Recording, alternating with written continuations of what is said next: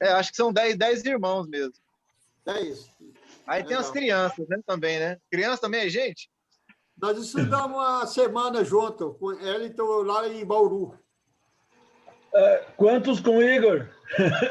Ô, Sérgio, tudo bem? Como é que tá o Igor? Aqui tá frio. Rapaz, o Igor melhorou, viu, Pedro? Obrigado por perguntar. Graças a Deus, nós levamos ele no pediatra mais uma vez. Essa questão da alimentação, do clima, tudo influencia, né? E ele está completando, esse mês que vem agora, 6 meses. Então, acaba que o intestino dele está sendo formado, né? Está terminando de ser formado. Então, essa questão da alimentação, ela tem essas complicações, né? O intestino fica pesado, mas graças a Deus hoje não deu crise de choro. Durante a noite não deu crise de choro. Aí eu até senti mais segurança de vir trabalhar aqui, do lado de Caldas Novas. Fica a cidade que eu tô aqui chama Pires do Rio. Fica a 63 quilômetros de Caldas Novas. Graças a Deus hoje passou o dia tranquilo com a babá. Aí quando minha esposa chegou em casa também, cuidou dele lá, tá tranquilo até agora, graças a Deus. Estamos orando, Isaías, estamos orando. Amém, muito bem. Estão me ouvindo aí? Tranquilo? Agradeço, eu agradeço. Vamos me ouvindo continuar. bem? Bem, né? Perfeito, perfeito, Alex, Jura, Sérgio, boa noite. Boa noite. Oi, irmã Jura, boa noite, a paz e a graça, minha irmã. Ei. Tranquilo. Olá, Jura, tudo em paz? Tudo bem? Tudo em jóia, querido. Tudo em jóia. Amém. Sim. Teu local é diferente hoje, Alex. Tá? Oi?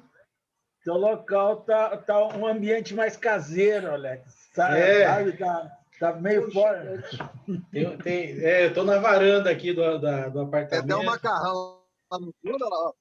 Então. Eu acho que a Solange é meio parecida com a minha irmã. A minha irmã gosta de juntar coisinhas, sabe? Aqui é a varanda do apartamento, tá vendo? Aqui tem umas plantinhas aqui atrás também, ó. Aí, ó. A minha irmã guarda até a máquina velha, ela sabe. Então. Aqui é uma varanda que a gente tem que dá para ver aqui a ilha de Florianópolis do outro lado, né? Eu estou no continente aqui do lado de cá. E aí tem o mar no meio. Então eu estou bem entre a ilha e o continente, tem um canal aqui do mar, a gente vê aqui da janela do apartamento. É muito legal. A minha irmã morava perto da universidade. Isso, lá na Trindade, chama, na UFSC. Isso, exatamente. Ela morava na Rua das Cerejeiras. Eu conheço, já passei por lá. Eu já passei. Boa noite, amados. Beijo no coração de todos. Sim. Aí, Verdun, paz, meu irmão. Aí. Da paz. João, beleza? E Valdo, tudo bom, Valdo? Tudo bem, Alex? Tudo bem. Valdo tá hoje na varanda aí, tá quente, né, Valdo? Olha. Ei, rapaz, não testou coisa hoje, não.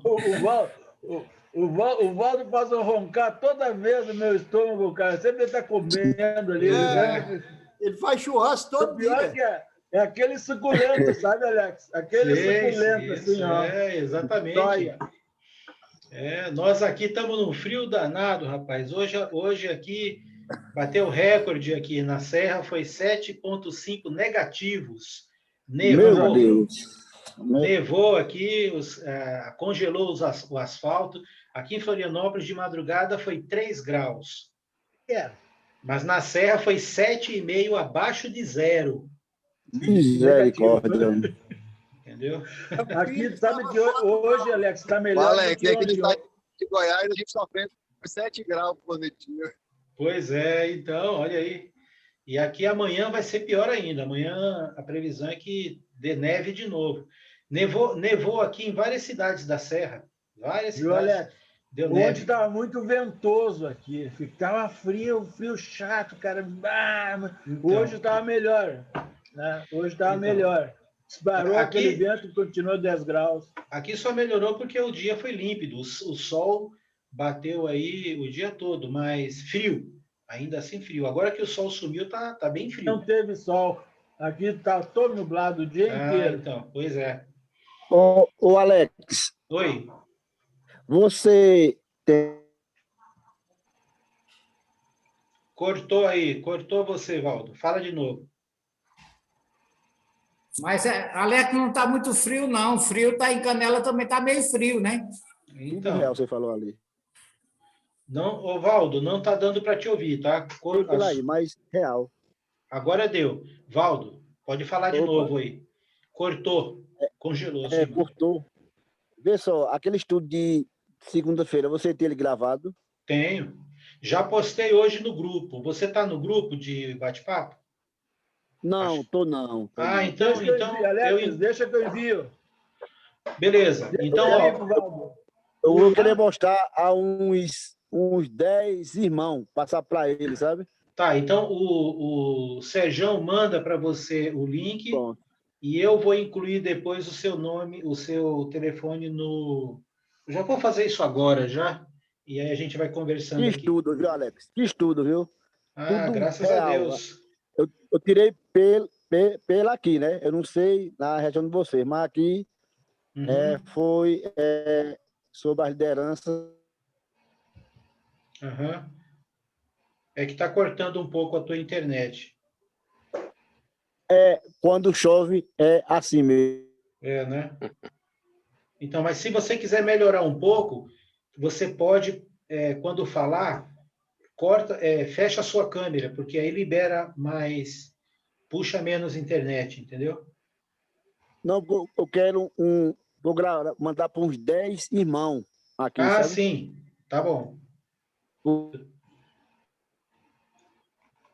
Já incluí você aqui, viu? Já está incluso no grupo. Bom. O Isaías pediu também, Alex. Isaías?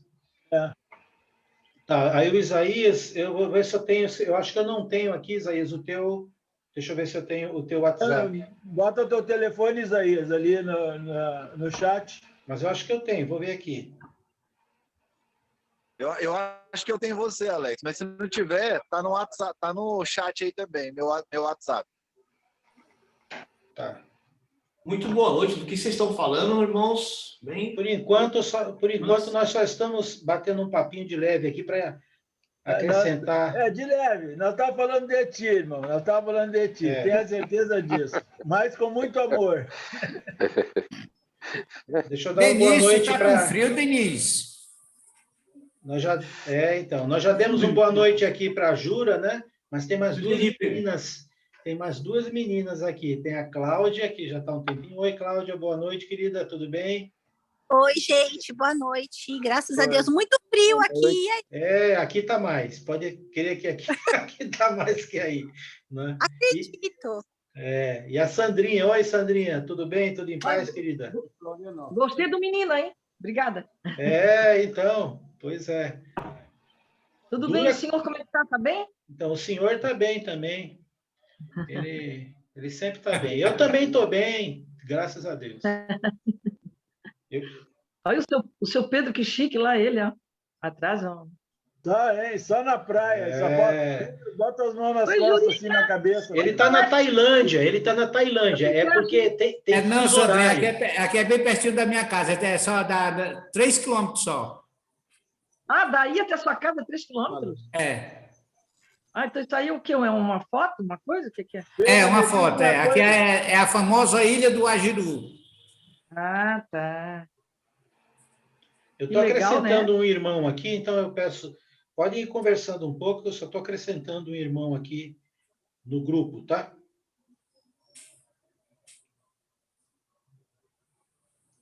Eu não estou maquiada não, seu Alex, mas eu tomei banho. Essa mesma praia aí, ó, Sandrinha. É bom tomar banho de vez em quando, viu? Isso é verdade, o senhor falou bem, de vez em quando. Isso. Ai, meu Deus. Pedro, você tinha perguntado o que para mim? Eu? É o Pedro. Oi. Então, Pedro. Você perguntou o quê, Pedro? Não perguntei nada, não. Só estava dizendo para a Sandra que essa praia aqui é essa mesma aí, ó. É uma praia só. Legal, né? Lindo, né? E a febre é essa daqui, ó. Como é exibido, Preto. Essa daí fica em Itarema, né? Aí mesmo. É, né? todas essas daqui é uma essa praia só. É a Praia do Preá, não é essa daí? Não. Ilha do Guajiru. Ok. É Ilha do Guajiru, todas elas aqui, ó. Isso aqui é o canal que fica entre a costa e as barracas. Do lado de cá é a barraca, e do lado de lá é onde tem aquela ilha no meio, e a gente chama de costa, que é chamada Ilha do Guajiru. Ah, que legal.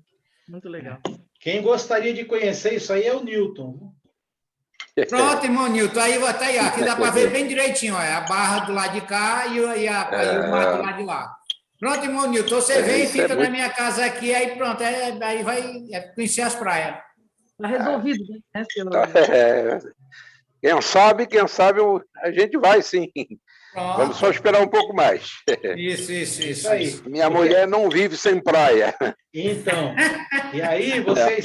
Ô, Nilton, quando passar a pandemia, você tem que pegar a Neia e fazer um roteiro no Nordeste. Você começa lá em cima, em Fortaleza, lá no Ceará, ou Rio Grande do Norte, aí você vai descendo, aluga um carrinho lá e vai descendo, meu irmão, para conhecer as praias do Nordeste, passar na casa do Rio Grande do Norte eu já conheci. Então, Alagoas também já tive. Então. Eu só não conheço a Recife e Fortaleza, lá para cima. Então. Mas olha, Ceará é bonito demais. Essa região que o Pedro está aí é maravilhoso. Eu já fui aí na cidade dele, onde ele mora. A terra Esse ano não, mas que o ano que vem... Opa, é isso aí, se Deus quiser. Se Deus quiser, exatamente. A Né já soprou aqui, se Deus quiser, diga, é isso aí, querido. Meu Nilton, faz o seguinte, Nilton, tu vai no CRE e dali desce, vai para lá, Nilton.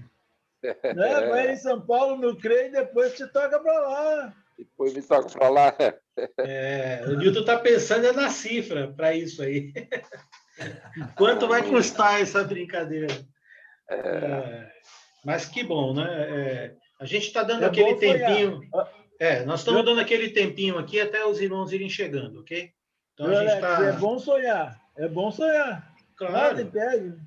Olha, em acho que foi 2014. Eu acho que foi em 2014 que eu e Solange fizemos isso. Nós fomos para Natal e pegamos aí uns 20 dias, né? Programamos de férias e ficamos uns dias com os irmãos lá em Natal, fomos conhecer ali aquela região e depois a gente alugou um carro e descemos até o cânion do São Francisco, lá em Sergipe. E fomos parando, nós fomos por dentro, né, pela BR, não no litoral, e voltamos pela beira-mar. E passamos em vários lugares, Recife e tal, fomos visitando... Foi uma viagem muito legal, muito interessante. Beira-mar é 321, né? Eu não lembro bem, mas nós fomos pela BR por dentro e voltamos pela beira-mar. Maragogi, aquela região toda ali. Foi nessa eu fiz isso aí ano retrasado, Alex. Com a minha esposa. Minha esposa é de Natal também, Rio Grande do Norte. Maravilha. Muito bom, viu? Muito bom mesmo. Muito bom. Aí eu fui visitar vários irmãos também, fui na casa do Manuel de Barros, né? Lá em Maceió. Ok, já deu o nosso tempo aqui, então vamos nessa aí, né?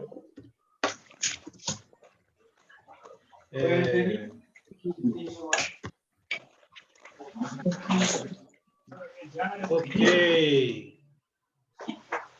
Muito bem, eu sei que provavelmente alguns outros irmãos vão entrando aí ao longo do tempo e são muito bem-vindos, né? Uma boa noite no geral hoje aí a todos.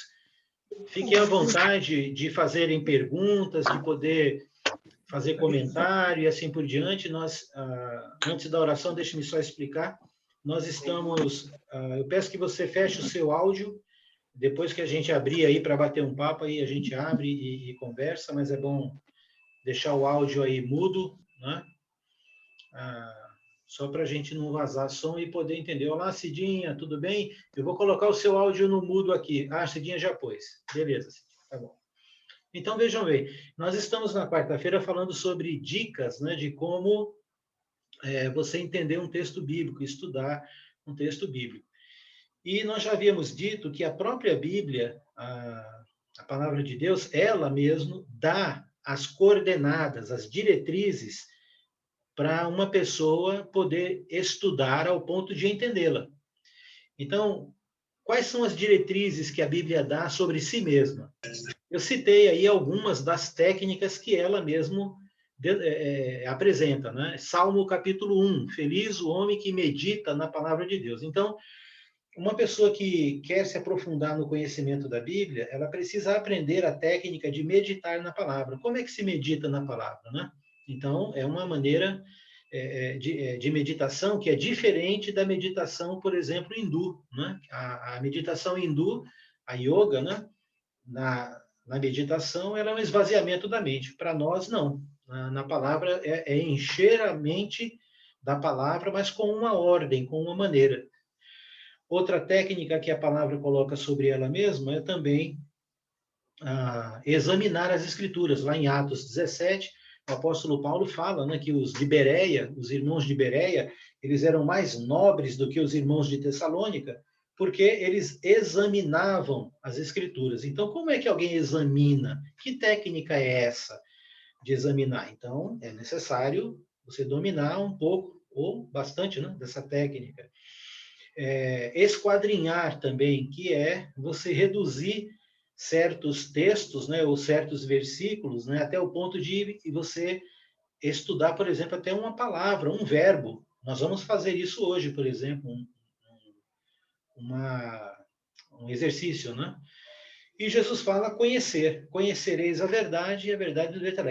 O conhecimento, né, da palavra é exatamente toda essa síntese que vai te tornar uma pessoa que está familiarizada com aquele texto, com a palavra de Deus, que retém o conhecimento, que consegue extrair da palavra, usando essas técnicas, o conhecimento puro, verdadeiro. E aí você meditando, você vai ordenando esses pensamentos, e aí você coloca isso de uma forma para dar uma aula, ou fazer uma pregação, ou estudar para você mesmo. Aí você vai organizar isso para poder usar da forma melhor que você queira, né? Da forma que você quiser. Tanto para dar um estudo, uma palestra, e assim, é só organizar no formato dessas apresentações. Palestra, pregação, aula, né? Um estudo informal. Você retendo o conhecimento, você estando familiarizado com aquele assunto, com aquele texto, você pode bater um papo sem problema, né? Você já tem ali o domínio. Então, e aí a gente vai, ao longo do tempo, acumulando e associando cada um dessas áreas de conhecimento, e aí a gente vai ampliando cada vez mais a rede de entendimento, não é?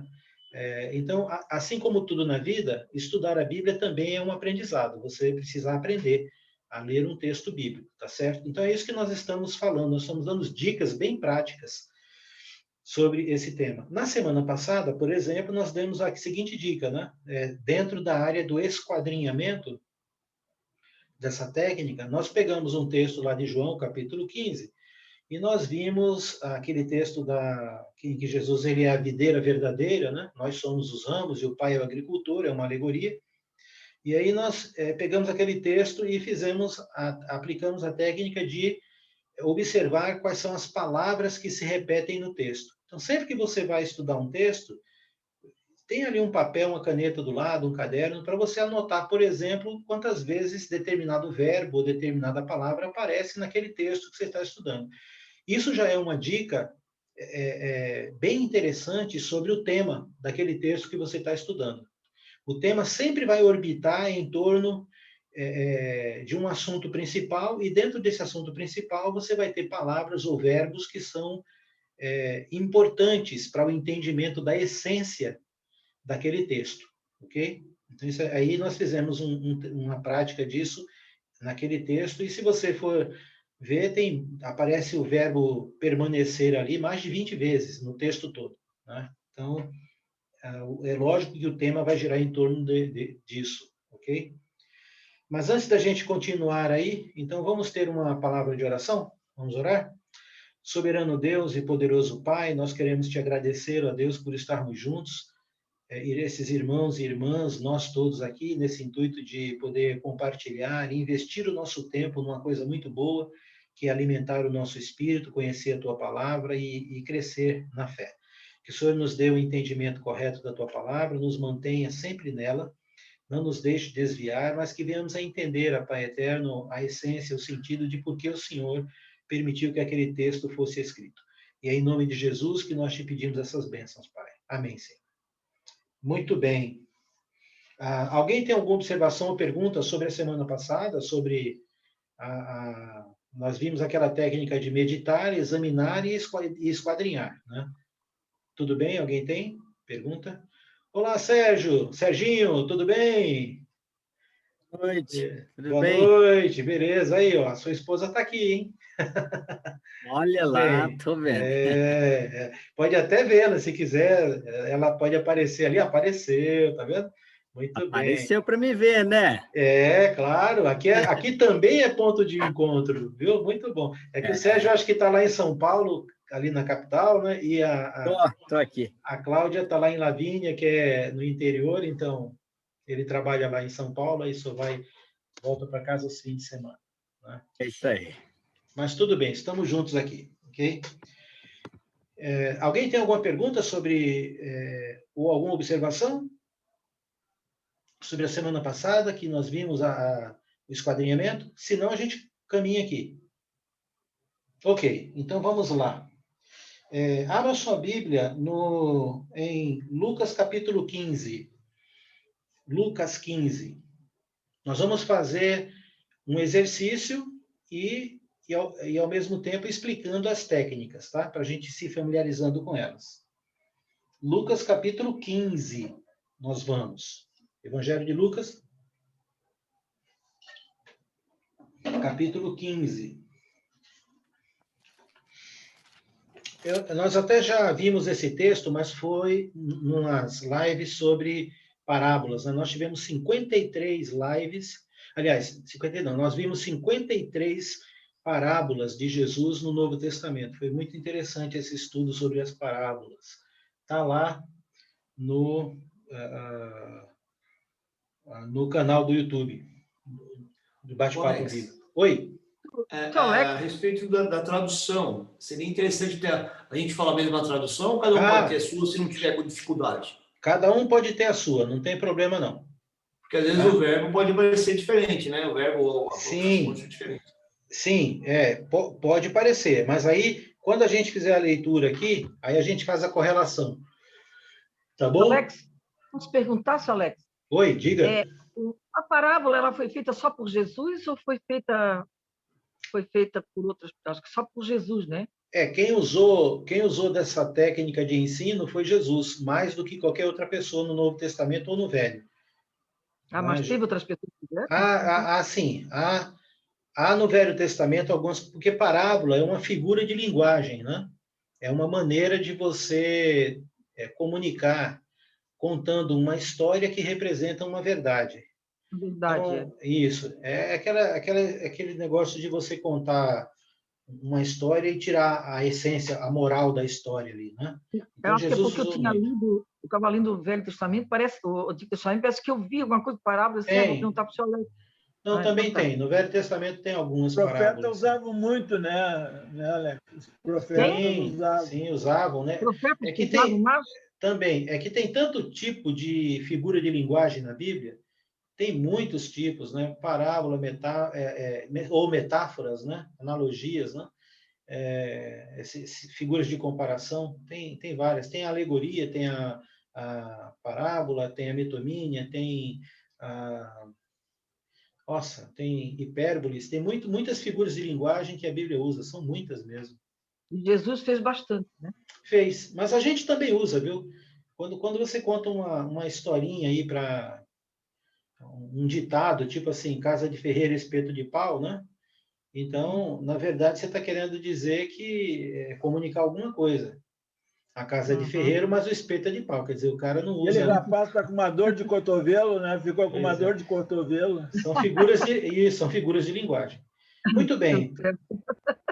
Muito bem. Vamos lá.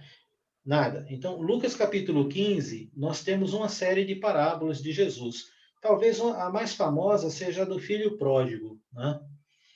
Então, nós aprendemos a ler a Bíblia de uma maneira que prejudica o estudo um pouco mais profundo da Bíblia.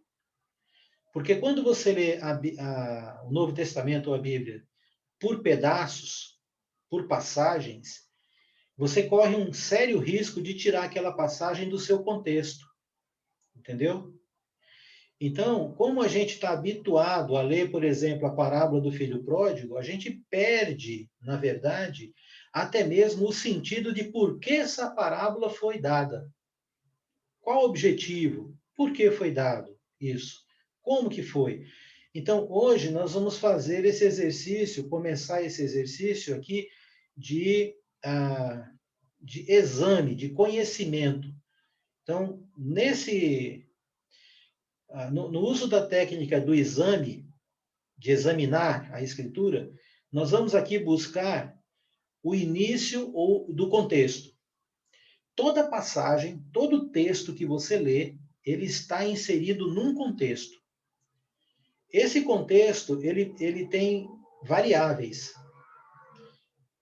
O livro, por exemplo, ou uma carta, um evangelho, ele foi escrito com um propósito, com um objetivo. Esse propósito que este livro foi escrito é chamado de contexto teológico. O que é o contexto teológico?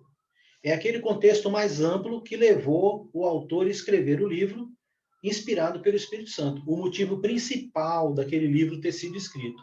Esse é o contexto teológico do livro. Depois você vai perceber que dentro de uma carta ou de um livro bíblico, você vai ter contextos incidentais, que são o quê? São capítulos ou fração de alguns textos dentro da carta ou do livro que vão tratar de subtemas, de subassuntos. Por exemplo, vamos imaginar que alguém escreveu um livro a respeito do amor e do relacionamento entre os irmãos numa congregação. Esse é o tema teológico, é o amor no sentido do relacionamento entre os irmãos na igreja. E aí, dentro desse livro, você pode encontrar, por exemplo, lá uma parte sobre hospitalidade. Depois você pode encontrar uma outra parte sobre benevolência. Depois você pode encontrar uma outra parte sobre como lidar quando você tem problema de relacionamento, discussão entre irmãos. Veja bem, todos esses subtemas, eles estão correlacionados ao tema principal do livro, que seria o amor entre os irmãos. Então, para você ter um entendimento melhor de um texto dentro de um livro, você precisa, se quiser se aprofundar mais, primeiro entender por que esse livro foi escrito. Qual era o objetivo quando ele foi escrito? Depois você vai ver que se o texto que você está lendo está dentro de que contexto, não é? Sobre o que, de forma incidental, ou que subponto esse texto está falando dentro do contexto maior. E aí, dentro do texto, você vai se inteirar de várias coisas que o texto coloca. Por exemplo, se é uma parábola, se vai citar geografia, né? Se vai citar, por exemplo, o Mar da Galileia, as montanhas de Golã, Cafarnaum. Então, essas informações que tem no texto, você pode também ir enriquecendo. Vou te dar um exemplo prático. Se aparece lá Cafarnaum, né? Jesus estava em casa, na cidade de Cafarnaum. Então, você tem vários livros, eu vou mostrar um aqui, por exemplo, esse aqui é um manual bíblico da Sociedade Bíblica Brasileira. Eu tenho 3 manuais diferentes. Esse é um deles, né? Eu tenho mais outros 2 e também livros de geografia bíblica. Mas você não precisa ter esses livros.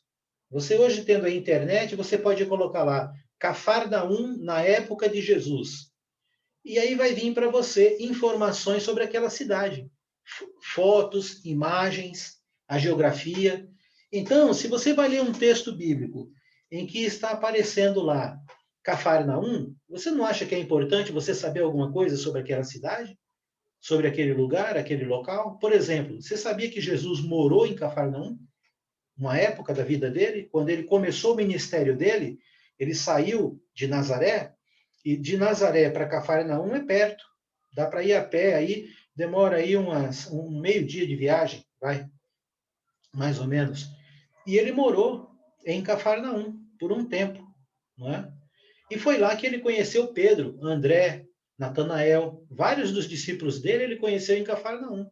E lá ele fez várias pregações. Então, é importante você saber, era uma aldeia de pescadores, ficava à beira do Mar da Galileia, você vê uma foto e tal. Então, isso tudo está te fazendo se familiarizar com aquele ambiente, com aquele texto. E aí, toda vez na Bíblia que aparecer a cidade de Cafarnaum, você vai ter uma referência já disso na sua mente. Entendeu o ponto? Então, um texto, ele é para ser degustado, ele é para ser escavado. Você extraindo informações e buscando informações para entender aquele texto. Estas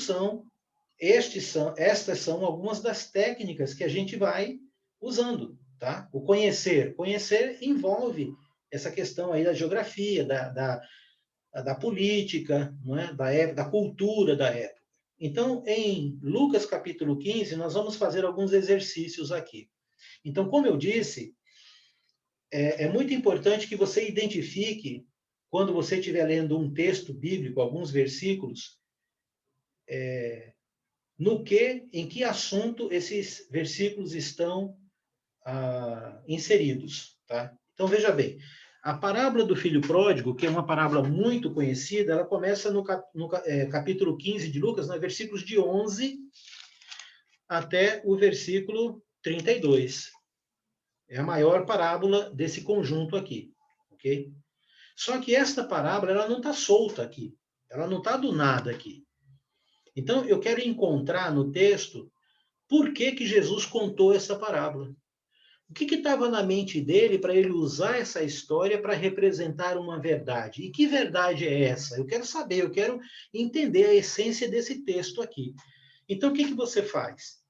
Você vai ler, né? Você leu o texto, beleza. Aí você volta e você vai lendo os versículos anteriores àquele texto, até você encontrar o fio da meada, o início da história. No nosso caso aqui, olha lá se você concorda comigo ou não. O início da história está no capítulo 15, versículo 1, mas poderia não estar.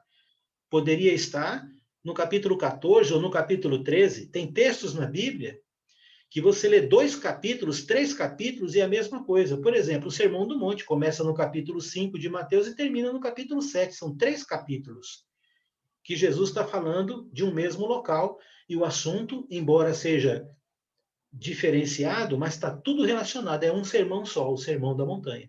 Neste caso aqui, em Lucas 15, o que motivou Jesus a falar a palavra, a ensinar essa parábola, foi o seguinte, olha lá o versículo 1. Você vai ver que dá o início aí, né? Aproximavam-se de Jesus todos os publicanos e pecadores, os cobradores de impostos, né, os publicanos e pecadores, para o ouvir.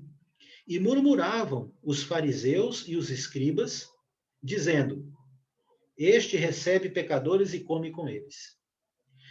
Então, eu preciso entender o que este versículo 1 está me dizendo, porque este versículo é a chave, é a porta para eu entender o resto de tudo que vem depois.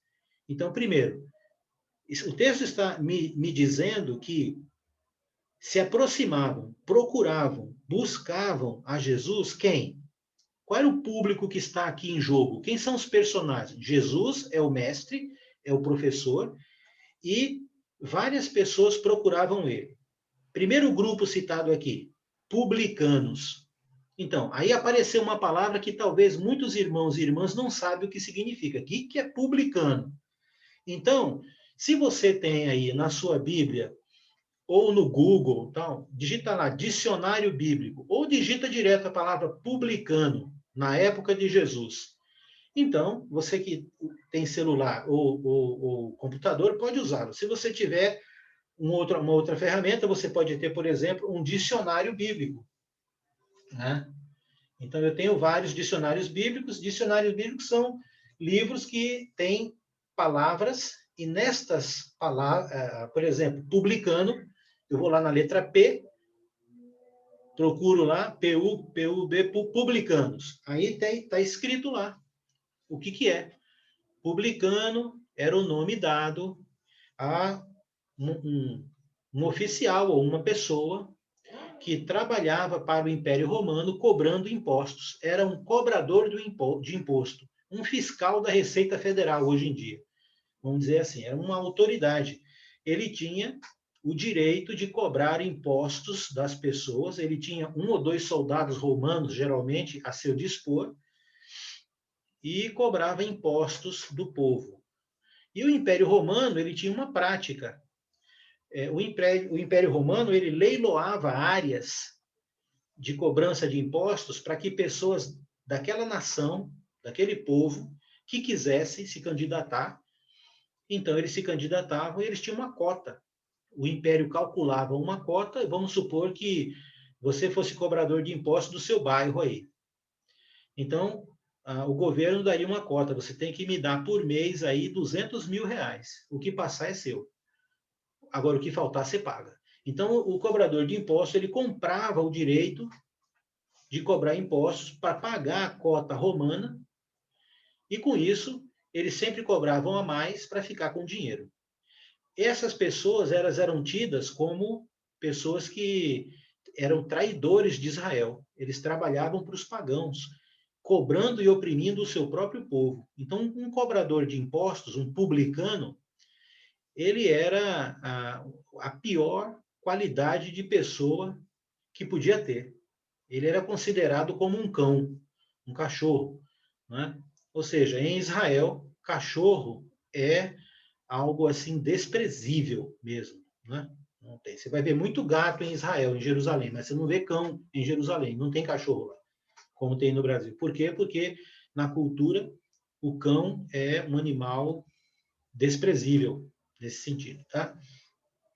Então, o que você fez? Quando você vai ler um texto e aparece uma palavra que você não sabe o que é, vai na internet ou vai no dicionário bíblico e aí busca o que essa palavra significa. Então, publicanos são judeus que traíram a nação e trabalham para o Império Romano cobrando impostos. São pessoas mal vistas, indesejáveis para o judeu normal da época de Jesus. O outro público aqui são pecadores. Então, se aquele ditado, diga-me com quem andas, que eu digo quem tu és, se aplicasse a Jesus, e foi o que as pessoas aplicaram a Jesus, ele seria considerado um pecador.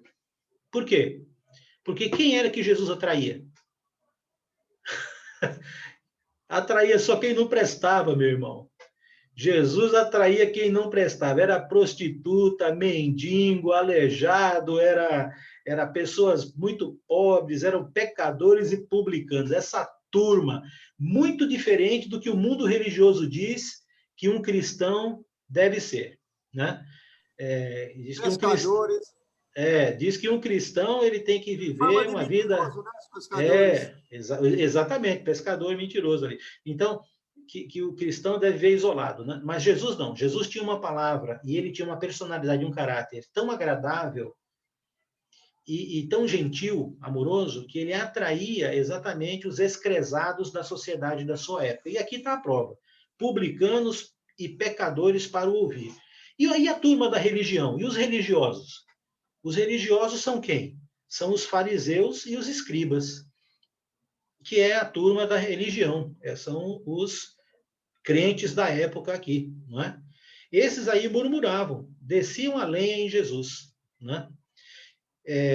Os fariseus, quem que são os fariseus? O farisaísmo, ou o fariseu, é uma seita judaica que iniciou na época em que Israel foi levada ao exílio da Babilônia, 386 anos antes de Cristo. E lá longe, na Babilônia, o templo estava destruído, homens de bem se reuniram e decidiram fundar a sinagoga, que é a casa de oração judaica. Neste local, eles liam a lei, interpretavam a lei, faziam suas orações, mas eles não faziam sacrifícios nem davam dízimo. Por quê? Porque enquanto o templo não fosse restaurado, nenhum judeu adorava a Deus imolando animais, sacrificando ou fazendo as práticas de adoração que havia na lei, inclusive os dízimos. Como até hoje. O templo não está destruído?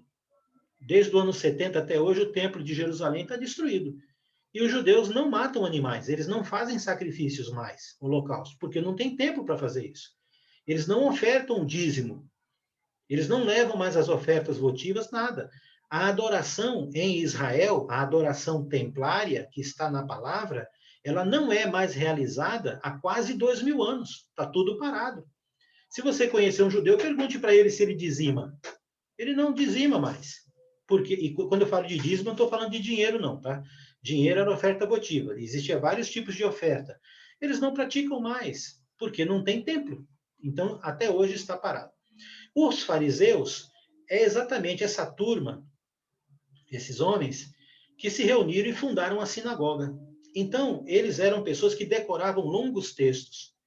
E os fariseus, eles, como eram homens de bem, homens que tinham posses e tal, eles tinham seus escribas. Um escriba, ou mestre da lei, é a mesma coisa, eram pessoas que eram copistas, eram pessoas que copiavam os textos bíblicos, faziam cópia da Torá, cópia dos profetas. E era muito caro uma Torá. Na época de Jesus, era equivalente a 1 ano de salário de uma pessoa, né? 365 a 370 denários custava uma Torá simples, né? Então, de tanto esses homens copiarem a Bíblia e estudarem a Bíblia, eles se tornaram professores, mestres da lei, e eram chamados de escribas. Então, neste versículo, nós temos aqui Jesus, o mestre, o que ensina. Nós temos um público de publicanos, pessoas, cobradores de impostos, que eram mal queridos pelos judeus, pecadores, e do outro lado nós temos também, no meio da turma, fariseus e escribas, mas estes que eram religiosos criticavam e murmuravam contra Jesus. Por quê?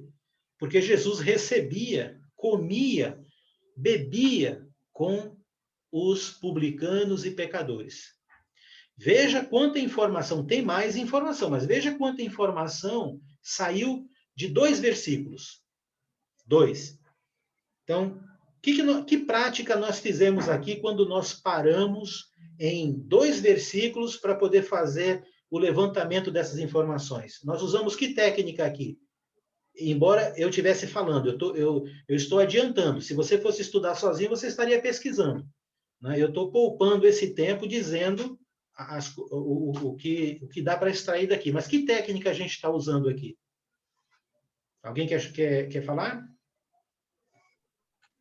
Esquadrinhamento? Exatamente, isso aí. Esquadrinhando.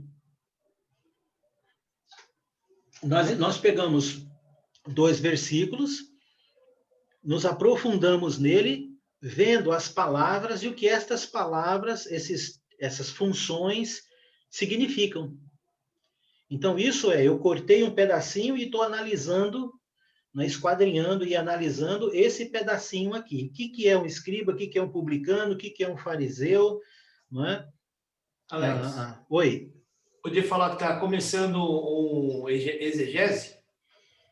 Ou hermenêutica? Sim, você está, na verdade, levantando as informações para poder se familiarizar com a época. Exegese é você ir naquela época. Então, na minha mente, passa um filme. Eu imagino Jesus e uma multidão de pessoas, e, de um lado, pecadores e publicanos, porque esses se dão bem, e, de um outro lado da multidão, escribas e fariseus.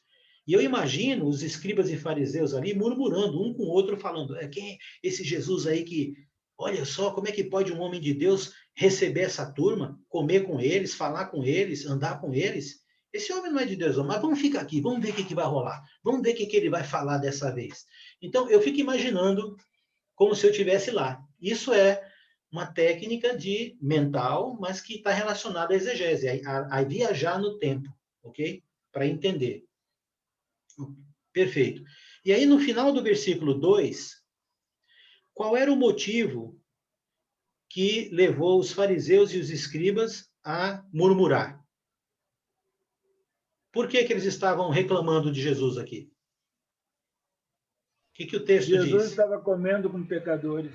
Exatamente. Só comendo? O que o texto diz? Recebeu, né? Recebeu. Jesus recebia. Então, ele recebia pecador, ele dava atenção a esse povo, inclusive ao ponto de sentar na mesa para comer com eles e conversar com eles. Tá. Este era o motivo da murmuração. Então, nós temos aqui os representantes da lei, portanto, os representantes de Deus, da Bíblia, do Velho Testamento, os escribas e fariseus, os crentes, os evangélicos, os pastores da época, e nós temos os pecadores e publicanos que Jesus recebia. E nós temos aqui uma inquirição. Qual é a inquirição deles? Por que, como é que Jesus recebe essa plebe, esse povo, esses pecadores aí? Né? Quem é ele? Por que ele faz isso? Aqui é a chave para o entendimento do capítulo 15. Por quê? Porque logo na sequência, Jesus vai propor uma série de parábolas sobre esse tema. Que tema? O tema de que ele, Jesus, está recebendo pecadores e publicanos, e aqueles que representavam o povo de Deus estavam contrários e não entendiam por quê. E aí Jesus vai responder por que ele recebia pecadores e publicanos, e vai mostrar para o povo de Deus, os escribas e fariseus, que eles estavam errados, equivocados no entendimento da vontade de Deus para com os pecadores e publicanos. E para isso, o que ele vai fazer? Ele vai usar a técnica da parábola. Então, ele vai contar uma série aqui de 3 parábolas, basicamente. 3 parábolas. Então, olha só. Já identificamos aqui o início que está relacionado à parábola do filho pródigo. O filho pródigo é um pedaço que está dentro de um todo. O porquê Jesus ensinou as parábolas? Para ensinar aos judeus, aos escribas, aos fariseus, a vontade de Deus em relação a porque ele, Jesus, ensinava e recebia pecadores. E aí a primeira parábola é exatamente a parábola da ovelha perdida. A segunda parábola, que vai do versículo 3 ao 7. A segunda parábola, do versículo 8 ao 10, é a dracma perdida. E a do 11 ao 29, lá, ao 32, né, é a do filho perdido. Que aqui foi colocado filho pródigo. Mas lembre bem, os cabeçalhos que estão nos textos bíblicos não são inspirados, tá? Eles não fazem parte do texto original. Isso daqui foi... O primeiro a fazer isso foi um cara chamado Jerônimo, um frei. Ele criou o sistema de versículo, capítulo, versículo para a Bíblia, dando aí à Bíblia um endereçamento para que a gente encontrasse facilmente um texto. Em vez de ficar folheando, você tem um endereço como o endereço da sua casa. Lucas 15, 1. Filho pródigo. Então, eu sei que em Lucas 15 tem a parábola do filho pródigo. Então, esse endereçamento ele não faz parte do texto original. Foi criado pelo homem para facilitar encontrar texto bíblico. Só que tem um problema. algumas pessoas, dependendo da Bíblia, elas dividem os textos colocando ali um cabeçalho. E precisa tomar cuidado, porque esses cabeçalhos são humanos, nem sempre está certo. Tem vários erros de divisão aí na nossa Bíblia, que nós usamos, né?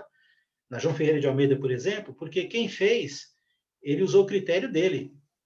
E esse critério ele é humano, né? Então, tem alguns que não faz sentido. Negrito, né? Isso. Esse que está em negrito aí em cima. Filho pródigo, por exemplo. Isso não faz parte... Pode nos levar ao erro, né, Alex? Pode nos levar a um erro de entendimento. Pode nos levar. Né? Depois eu vou mostrar um erro desse aí em Efésios lá. Mas aqui está escrito filho pródigo. Mas poderia ser o filho perdido. Por quê? Porque vem lá ovelha perdida, dracma perdida, filho perdido. NVI é filho perdido. O filho perdido, a parábola do filho perdido. Exatamente. Então, dependendo da tradução que você vai usar, muda, né? As palavras. Mas a tradução que muita gente usa, geralmente é filho pródigo, é mais conhecida como filho pródigo. E a palavra pródigo é diferente de prodígio, tá? Pródigo significa esbanjador, gastão, descontrolado nas suas finanças. Esse é o filho pródigo, né? Pródigo é isso. E prodígio, aí é uma pessoa que tem virtudes, ou que ela é esperta, e assim por diante. Dicionário, tá? Então, o que Jesus quis dizer quando ele falou a palavra do filho pródigo? Ele estava querendo ensinar que, olha só, a construção que ele faz. Primeira parábola, a parábola da ovelha perdida. Então, Jesus vai correlacionar o fato de um pastor ou de uma pessoa perder um animal, uma ovelha, que para o pastor tem muito valor. E quando essa ovelha ela é perdida, ele é capaz de deixar 99 no aprisco, guardada, e sair à procura daquela única ovelha, dada a importância que ela tem para ele, porque ela está perdida. E quando ele acha a ovelha, ele não faz um churrasco para os amigos com ela. Quando ele acha a ovelha, ele chama os amigos para celebrar o fato de que ele encontrou aquela ovelha perdida, e ela volta para o rebanho, volta lá com as outras ovelhas. Então ele deixa 99 para ir atrás de uma única, mostrando o valor que essa ovelha perdida tem para ele, um animal. Então, um ser humano, um pastor, é capaz de fazer isso, deixar 99 para ir atrás de uma, e é um animal, um animal. A segunda parábola é de uma mulher que perdeu uma moeda, uma dracma. Alguns estudiosos dizem que esta dracma que é perdida, porque havia esse costume na época, era uma dracma furada e era usada no pescoço como um colar em memória ou em relação ao casamento dessa pessoa. Então, era como se fosse, vamos tentar fazer uma comparação, uma aliança. Então, vamos supor que alguém perde uma aliança. Será que ela vai, quando percebeu que perdeu, procurar ou não? Por quê? Porque ela representa muito mais do que o ouro, né? Ela representa o selo, tem uma história ali. Quando casou, trocou aquelas alianças, ou quando noivou, representa mais do que o valor pecuniário. Tem um valor ali sentimental, histórico, para aquela pessoa. Então, a dracma, aqui, é exatamente esse contexto. Não é apenas uma moeda de 50 centavos, ou do dinheiro da época que ela perdeu, não. É uma moeda que tinha um valor muito maior do que o valor pecuniário. Era um costume de se ter, né, essa moeda como referência ali ao casamento e assim por diante, ok? Então, essa mulher perde uma coisa, diferente do pastor que perdeu um animal. A mulher perdeu um objeto, algo, uma coisa material, que não tem vida, mas que tem valor para ela. E o que ela fez? Ela passou a limpar, varrer, ela tirou tudo da casa, procurando, incansável e incessantemente porque ela queria, ela estava aflita, desesperada, porque aquilo fazia parte da vida, da história dela. E aí ela encontra. E quando ela encontra, a alegria é tamanha que ela quer compartilhar isso com as suas vizinhas, com as outras pessoas. Ela não vai comprar nada com aquela moeda. Ela só vai celebrar, ela vai compartilhar a sua alegria por ter achado um objeto, uma coisa perdida. Aí a última parábola, Jesus vai falar sobre um pai que perde um filho. Olha como Jesus progride. Ele fala de um animal perdido e a relação do valor daquele animal para aquela pessoa, o pastor. Depois ele vai falar de um objeto perdido, uma moeda, e o valor que ele tinha para aquela mulher, para a dona. E agora ele vai falar de um filho perdido. Então, você imagina as pessoas que estão ouvindo essas histórias. Tem muita gente ali do lado. Lembra? Quem que está lá? Os fariseus e os escribas, de um lado, e do outro, os publicanos e pecadores, os perdidos. Está começando a entender? Os perdidos, publicanos e pecadores? Por que que para Jesus é importante receber os publicanos e pecadores, ou seja, os perdidos? E aí Jesus vai comparar. Ora, porque para vocês é importante quem é um pastor, quando ele perde um animal, o que que ele é capaz de fazer? E uma mulher que perde uma moedinha, que para ela tem valor? Agora, imagine um pai que perde um filho. O que que ele é capaz de fazer? Então, Jesus está dando exemplos e modelos diferentes de como pessoas reagem quando elas perdem alguma coisa. E o que ele está querendo ensinar aqui é que como é que Deus age com as pessoas que ele perdeu, os seus filhos perdidos, os pecadores e publicanos. E quando Jesus, então, chega na parábola do filho pródigo, ele vai falar da relação de um pai com seus dois filhos, e é uma relação conturbada. E aí nós temos uma história que você também precisa conhecer de forma incidental a cultura judaica, hebraica, para poder entender a profundidade dessa história. Ou seja, quando um filho pede a herança para o pai, um filho pedir a herança dele ao pai ainda vivo, no Oriente Médio, isso é digno de apedrejamento. Isso é algo absurdo, é uma ofensa imperdoável, incalculável. É uma ofensa tremenda. As pessoas, quando estavam ouvindo essa história, elas ficaram indignadas, horrorizadas com esse filho, porque isso é da cultura deles. Um pai ser exigido do filho, o filho exigir a herança dele antes que o pai morresse, um pai vivo. Ah, isso é inadmissível no Oriente Médio, muito menos em Israel. Absurdo, é de causar raiva.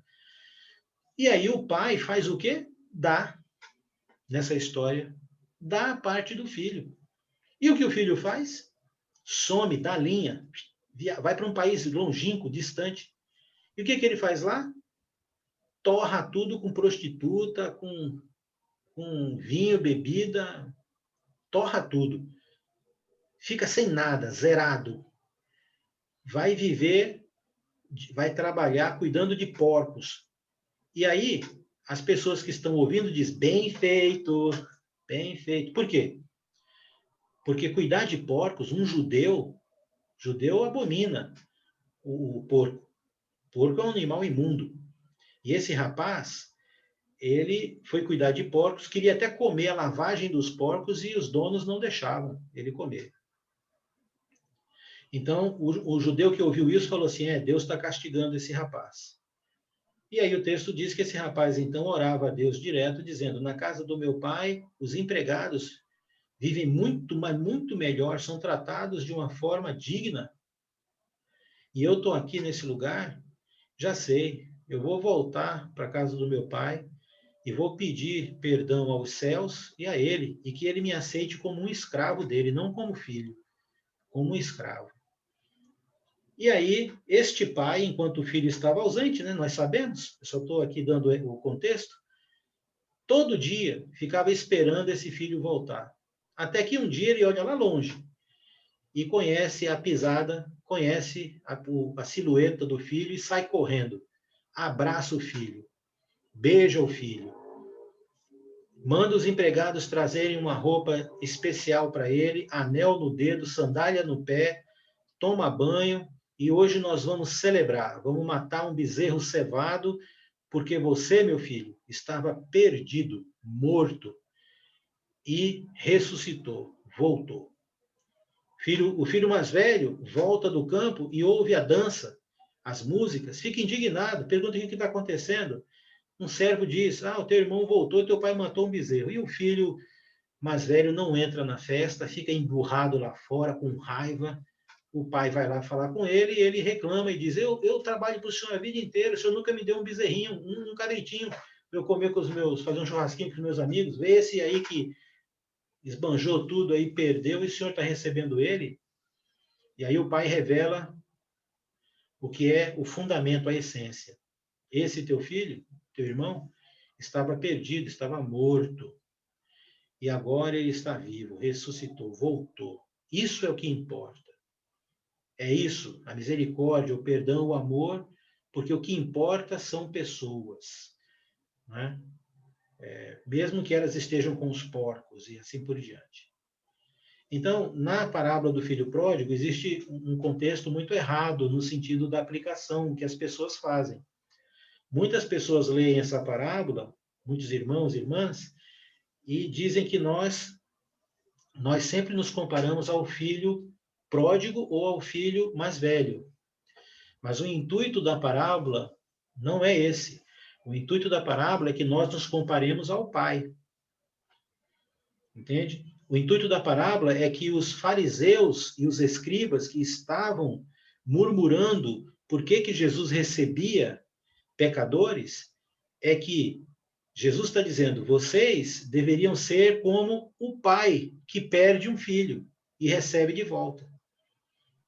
Porque o contexto é exatamente como que nós devemos lidar, como Jesus lidou, com pessoas perdidas. E aqui o foco é esse. O pastor, a ovelha perdida. A mulher, a moeda perdida. O pai, o filho perdido. Nós devemos ser como a mulher, nós devemos ser como o pastor e nós devemos ser como este pai.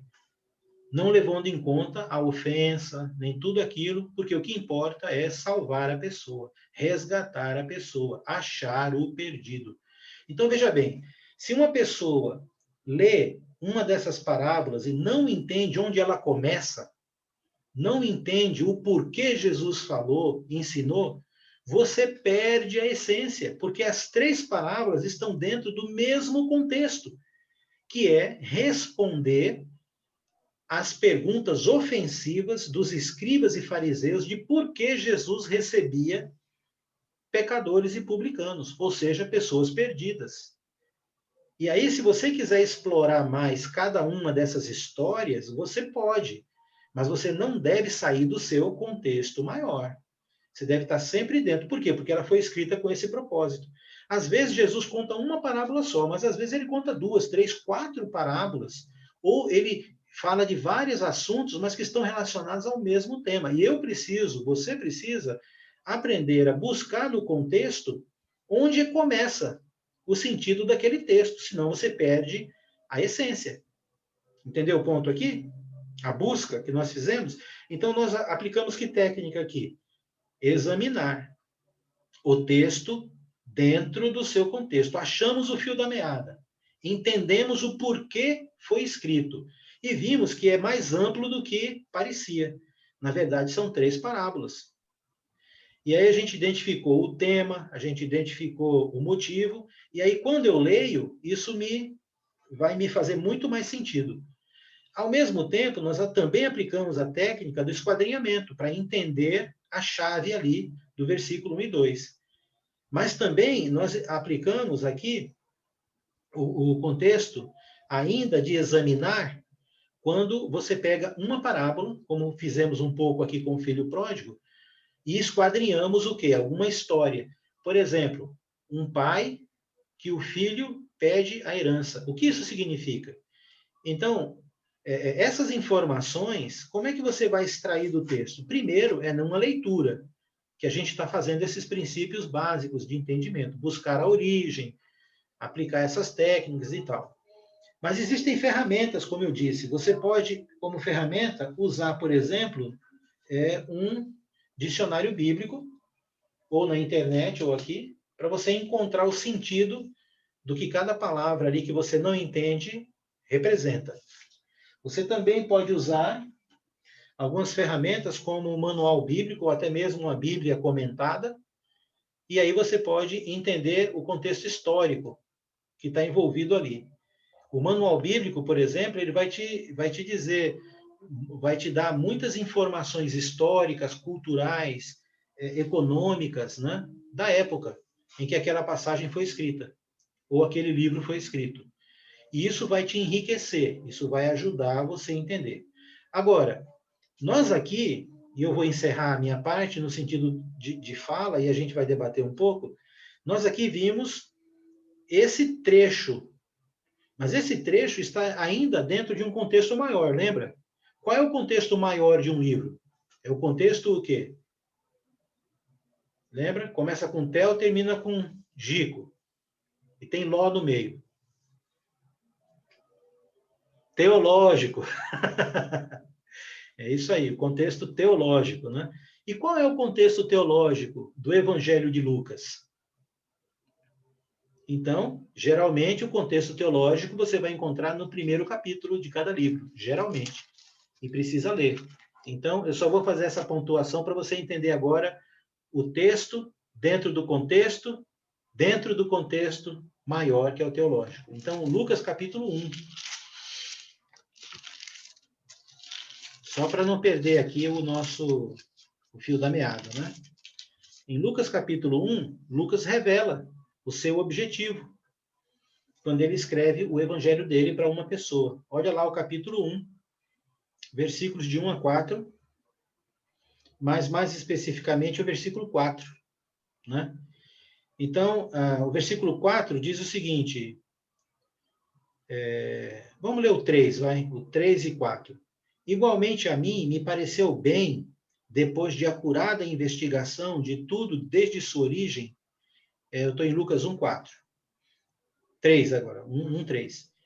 Dar-te por escrito, excelentíssimo Teófilo, uma exposição em ordem. Então, Lucas está escrevendo o seu evangelho com base em investigação que ele fez, né? De tudo. E ele está expondo as coisas em ordem. Versículo 4. Para quê? Ora, para quê é propósito. Para quê é o motivo pelo qual. Eu fiz isso para que você, então, para que tenhas plena certeza das verdades que fostes instruído. Então, o Evangelho de Lucas foi escrito com o intuito de instruir uma pessoa para que ela fortaleça a sua fé, para que ela tenha certeza de que o que ela aprendeu sobre Jesus é verdadeiro, é mesmo o que é. E aí Lucas vai compilando a história de Jesus para que Teófilo leia e ele seja fortalecido na sua fé, e ele tenha certeza da sua fé. Então, é um evangelho excelente para estudar com novos convertidos, não é? Porque já foi escrito para esse objetivo mesmo. Então fica fácil de entender que Lucas 15, Jesus veio para buscar e salvar o perdido, os pecadores. E a correlação é que, assim como nós perdemos um objeto, perdemos um animal, um pai que perde um filho, e essas pessoas compromissadas com essas coisas, filho, ovelha e moeda, pelo valor que elas têm para essas pessoas, são capazes de fazer e empreender grande esforço até encontrá-lo. Assim também Deus quer que nós sejamos com relação a olhar as pessoas como perdidas. Olha que coisa maravilhosa, né? Que ensinamento, não é? E isso está instruindo quem? Isso está instruindo Teófilo. E está dizendo para Teófilo que ele precisa olhar as pessoas com esse olhar. E ele tendo certeza disso, o que ele vai fazer? Ele vai ensinar a palavra. Ele vai olhar as pessoas com um olhar diferente, o olhar que Deus espera que ele olhe. Esse olhar dessas 3 parábolas. Alguma pergunta, algum comentário deu para você ter uma ideia do que significa examinar para procurar a origem do texto que você está lendo? O motivo, o porquê? Viu esse exercício bem? Vamos lá. Quem gostaria de fazer alguma pergunta ou observação? Oi, Paulo. Irmão, boa noite a todos os irmãos aí. Boa noite. Eu entrei um pouquinho atrasado, mas esse último comentário seu foi muito, muito interessante. Você colocou 2 livros aí, né, para a gente poder estar tendo essa busca. Primeiro, eu queria, assim, ter uma informação sobre a origem, né? Foram irmãos nossos que, de repente, colocaram, se é alguma teologia católica ou... Tá. Agora, outra coisa, em relação a Lucas, né? Lucas, aqui ele está escrevendo para Teófilo, né? E teve um estudo que nós fizemos, que até nós estávamos tentando descobrir o tempo que foi escrito cada carta. Né? Vamos lá. Vindo aqui para a Nova Aliança, vamos pegar esses 4, Mateus, Marcos, Lucas e João. Certo. Nos ajuda aí agora a ver aqui o tempo que tem, e Mateus, quem escreveu Mateus, da mesma forma que nós identificamos aqui que Lucas escreve para Teófilo, como que eu vejo aqui em Mateus, em Marcos e em João, por exemplo. Vai falando que eu estou procurando já aqui. Aí eu estava também tentando achar aqui no início, aqui a gente tem o registro da genealogia, né? De Jesus, no capítulo 1 aqui de Mateus. Mas, no decorrer aqui de Mateus, porque é interessante que os evangelhos, eles têm, né? Praticamente que os mesmos assuntos, né? Sim. Mostra as mesmas... Eu tenho eu tenho, assim, um tempo, assim, que foi escrito cada carta dessa, assim, depois de 20 anos, 40, 50, não sei. Ok. Então, olha só. A primeira pergunta do Paulo. Não importa, de certa forma, para estes livros que eu estou mostrando, quem escreveu, se são cristãos da Igreja de Cristo ou não. Porque esses livros são chamados livros de consulta, são livros técnicos. Por exemplo, um dicionário bíblico, existem vários tipos de dicionários bíblicos que editoras aí produzem. Dicionário é dicionário, ele só vai te dizer o quê? Ele não está pregando nenhuma doutrina, ele só está revelando o que aquela palavra significa. E como se chama bíblico? Por quê? Porque as palavras usadas na Bíblia, elas têm um sentido original diferente do sentido do uso coloquial da nossa época. A gente tem que saber o sentido que essas palavras tinham na época que foram ditas. Então, um dicionário bíblico, ele tem esse cuidado. Ele vai dizer para você o que aquela palavra representava, a sua origem, de onde ela vem, a sua etimologia, até em alguns deles.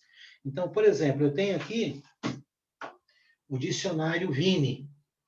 Aqui, é um deles. Tem muitos dicionários, eu tenho vários, mas esse Vini aqui, por exemplo, minha esposa usa muito ele nas traduções também. Não é? Então, tem, por exemplo, aqui, vou dar um exemplo, a palavra dom. Ok? Dom. Olha só como que pode ser. Você vai ver, por exemplo, lá em Atos, capítulo 2, versículos 38, Pedro dizendo: arrependei-vos e cada um de vós seja batizado em nome de Jesus Cristo para que vocês recebam a remissão de pecados e o dom do Espírito Santo. Então, a palavra dom aparece ali. Mas o que significa a palavra dom? Então, eu vou num dicionário bíblico, eu vou lá na letra D, D-O-M, dom. E aí, ele vai me dar toda a estrutura da palavra dom. Por exemplo, isso é um dicionário. Eu vou compartilhar, então, agora aqui com você essa essa página aqui, ó. Vamos lá. Deixa eu ver se está aqui nesse. Exatamente. Consegue ver aí? Ok. Então, olha aqui, ó. Dom, número 1. Dom, número 2. Então, é um texto longo. Mas vamos só pegar um pedacinho aqui para você entender. Então, estes materiais não precisa se importar com quem escreveu. Você só precisa consultar na internet ou não, porque não tem cunho teológico no sentido de passar doutrina nenhuma. A ideia aqui é apenas você entender o significado das palavras. Então, por exemplo, aqui, ó, dom. E aí tem lá as variáveis em grego, ó, doron. Doron, em grego, cogitado de... Aí tem lá uma cogitação que significa dar. É usado cerca de... Aí, presentes apresentados, uma expressão de honra. Presentes, né, que são dados, é uma honra, é uma doação. Então, a palavra dom, ela pode ser traduzida em alguns textos da Bíblia, aqui tem os textos correlacionados, como sendo uma doação, como sendo um presente. E no caso de Atos, vai ser essa palavra aqui, ó, dorean, porque é um verbo, é o verbo dar, em grego, contraído, né? Eu dou, ele dá, nós damos. Então, é a contração do verbo. Então, dorean é a palavra que vai aparecer em Atos 2:38, que significa presente, dado de graça. Então, dom ali não significa um talento, uma habilidade, uma capacidade, o dom de cozinhar. Não é um talento ali, uma habilidade, uma capacidade. Dom ali também não é a contração do verbo domine, que significa senhor. Por exemplo, Dom Pedro I, Dom João VI. Esse dom aí é senhor.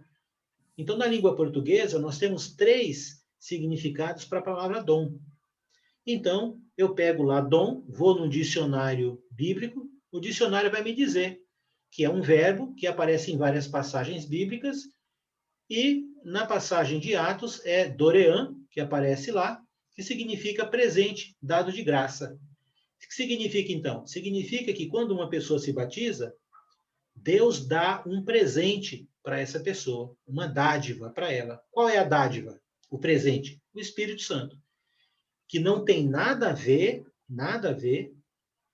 com habilidade, capacidade, talento, o dom de cozinhar. Não está falando aqui de dom de línguas, não está falando de dons sobrenaturais, está falando de um presente.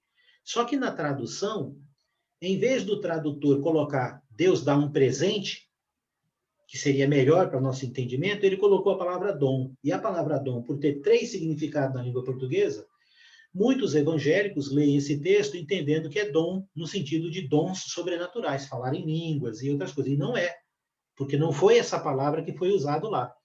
A palavra que foi usada lá foi a palavra presente. Deu de graça um presente para a pessoa, ok? Uma dádiva para ela. Então, essa é, respondendo a tua pergunta, fique tranquilo, o dicionário bíblico não tem esse contexto aí, tá bom? Então, agora, data de livro, introdução e tudo mais, você tem 2 tipos de recurso. Mas a internet resolve tudo isso também. Você pode colocar lá que aparece os textos. Você tem livros de introdução à Bíblia e você tem também os manuais bíblicos. Eu estou aqui com um deles, né? Então, lá, ó, você vai lá no manual bíblico, tem lá o livro de Lucas, ó. Tá vendo aqui? Lucas. Então, tem uma introdução aqui escrita. Nessa introdução é histórica. Então, ele vai dizer que o livro foi escrito por volta do ano 62. E ele vai dizer por quê. Ele vai dizer qual é o tema do livro. Ele vai dizer quem é o autor. Por que que dizem que é Lucas o autor? Ele vai dizer, vai fazer um resumo do livro. O livro vai estar dividido em partes. E aí você olhando aqui vai te ajudar a ter uma dinâmica do livro. Então, os manuais bíblicos, eles vão trazer fotos, informações históricas, informações culturais, informações geográficas. Ele vai trazer conhecimento da época, do lugar. Eles não têm, na sua grande maioria, a intenção teológica de trazer doutrina, eles vão trazer informação, são livros de consulta, de pesquisa, para que você possa enriquecer o seu conhecimento, tá? Introdução daquele livro, cultura da época, várias informações dos lugares que aquele livro percorreu e citou, vai trazer esse tipo de informação para te ajudar no entendimento daquele texto, tá certo? Algumas Bíblias têm isso também, né? Tem, algumas Bíblias têm também, é bem reduzido, mas tem. O maior problema são as Bíblias de estudo. Na parte... as Bíblias de estudo na parte de comentário. Então, se você pegar um comentário bíblico ou uma Bíblia de estudo, o que acontece? Eu só vou fechar aqui o teu áudio para não... Tá dando uma vibração, já fechei. A Bíblia de estudo, na parte do texto comentado, você precisa tomar cuidado, porque o texto vai ser interpretado pelo cara ou pela comissão que escreveu aqueles comentários daquele texto. E aí os comentários são tendenciosos. Você pega, por exemplo, uma Bíblia católica, quando chega no texto em que se fala dos irmãos de Jesus, inclusive dando o nome dos irmãos de Jesus, Jesus tinha um irmão chamado Judas, um irmão chamado José e um irmão chamado Tiago. Ele tinha 3 irmãos homens, mais irmãs. Na Bíblia católica, vai tá escrito embaixo, no comentário, no rodapé ali, que eles eram primos. Só chama de irmão porque eles eram patrícios, eram da mesma pátria, não é? Como se Jesus fosse o único filho de Maria. Como se Maria não fosse uma mulher fértil. Porque se ela ficou grávida de Jesus e depois que Jesus nasceu, ela teve uma vida marital com José normal, como marido e mulher, então, evidentemente, eles tiveram filhos. Inclusive, 2 dos livros da Bíblia, do Novo Testamento, foram escritos por irmãos de Jesus, o livro de Tiago e o livro de Judas. Os 2 eram irmãos de Jesus. Tiago era um dos pastores da igreja em Jerusalém. Então, veja só, quando você aplica essas técnicas, o seu conhecimento vai se expandindo, ok? Então, leva tempo, às vezes. Você não precisa ser tão profundo, estudar um texto até a profundidade. O importante é você entender o texto. Aí, depois disso, se você quiser enriquecer mais, você pode ir para um dicionário bíblico, para um manual bíblico, para um livro de geografia bíblica. Isso só vai te ajudar a ver com mais amplitude e entender melhor aquele texto. Entendeu bem? Beleza? Mais alguém? Obrigado, irmão. Nada. O Alex, oi. Essa técnica eu não posso aplicar no Velho Testamento, né? Pode, deve. Posso também? É a mesma. Quando você aprender a usar essas técnicas para entender um texto, você pode aplicar a qualquer texto da Bíblia. A um livro, a um texto, a um versículo, não importa. Essas são técnicas que a própria Bíblia aplica a ela. Meditar, né? Esquadrinhar, examinar. Mas... Esquadrinhar, isso que eu queria saber. Eu consigo pegar um... Esquadrinhar é um termo... esquadrinhar? É um termo que nós usamos para, por exemplo, Jesus disse para um fariseu, ele disse que o bom mestre na lei, o bom doutor e mestre na lei, ele tira do seu baú coisas novas e coisas velhas. Ele sabe usá-la. O que essa pessoa está fazendo? Ela tem um baú que contém coisas, e nestas coisas que ele vai tirar, e Jesus está usando uma parábola, ele vai selecionar aquilo que importa, que interessa, que vale. Então, ele está limpando, vendo o que mais interessa daqueles objetos, daquelas coisas que estão ali dentro. É uma maneira de você cortar num pedaço menor. Ok? Quando Jesus estava falando a parábola do bom samaritano, ele estava com o mestre da lei, e o mestre da lei perguntou para ele qual era o maior mandamento. Jesus disse: amarás o teu próximo acima de todas as coisas, e o próximo como a ti mesmo. E ele perguntou: quem é o meu próximo? Aí, pronto, cutucou Jesus, né? Jesus, então, contou para ele uma parábola, né?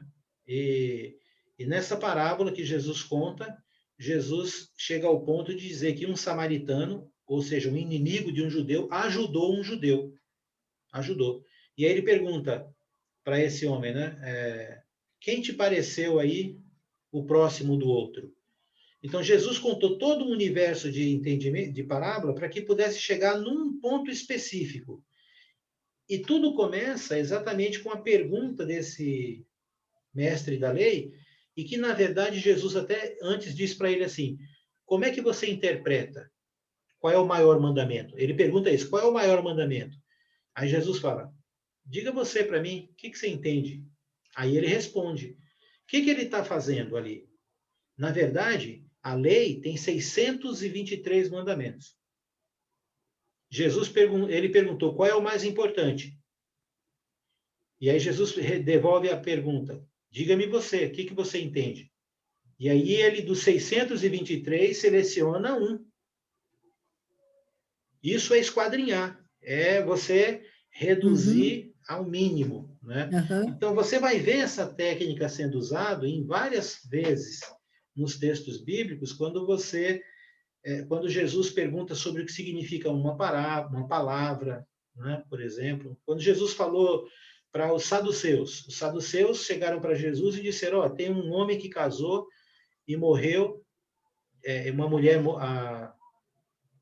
casou com um cara, o cara morreu, e aí, pela lei do liverato, ela casou com o irmão mais velho, e esse morreu, e assim foi com 7 irmãos. Ela casou com 7 irmãos. Todos morreram. Quando na ressurreição dos mortos vai ser esposa de quem? E aí Jesus dá uma aula para esses caras, né? E dentro da aula que Jesus... Mas é isso que eu perguntei para você, porque aí, esquadrinhar nessas conversas é fácil. Agora, você esquadrinhar no Velho Testamento, né? Você pegar lá a história, que nem você lê Juízes.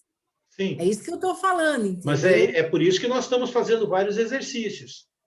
A gente está fazendo exatamente para você se familiarizar com essa técnica. Como é que a gente esquadrinha?